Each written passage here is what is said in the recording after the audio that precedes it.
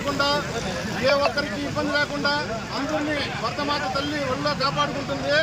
అదే ఎదురు తిరిగితే ఏం జరుగుతుందో మొన్న సింధూర్ ఆపరేషన్ ద్వారా మనందరికీ తెలుసు. ఇక్కడ జరిగినదే కాదు, ఈ ఉదాహరణ మాత్రమే.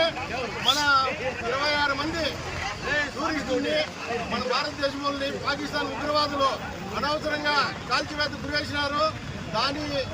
ఇదే ఈరోజు సింధూర్ ఆపరేషన్ వాళ్ళు సింధూరాన్ని ఏ మాదిరి కృషి చేసినారో అదే మాదిరి వాళ్ళందరినీ మొక్కుపెట్టాలని మన భారత ప్రధానమంత్రి గారు, మన భారత ఆర్మీ అంతా కంకణం కట్టుకొని ఈరోజు ఆపరేషన్ సింధూర్ అని పేరు పెట్టి పాకిస్తాన్కి ఒక చిన్న ట్రైలర్ అయితే చూపించినారు.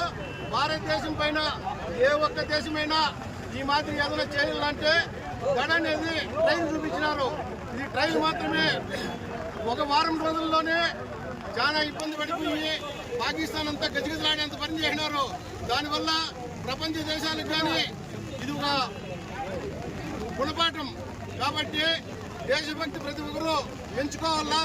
యుద్ధానికి ఆర్మీ చాలకపోతే ప్రతి ఒక్క పౌరుడు ముందరకు పోయి యుద్ధం చేయాలని కోరుకుంటూ ఈ అవకాశం ఇచ్చిన అందరికీ ధన్యవాదాలు, నమస్కారాలు. జై బోలో భారత్ మాతా కీ, జై బోలో భారత్ మాతా కీ, జై బోలో.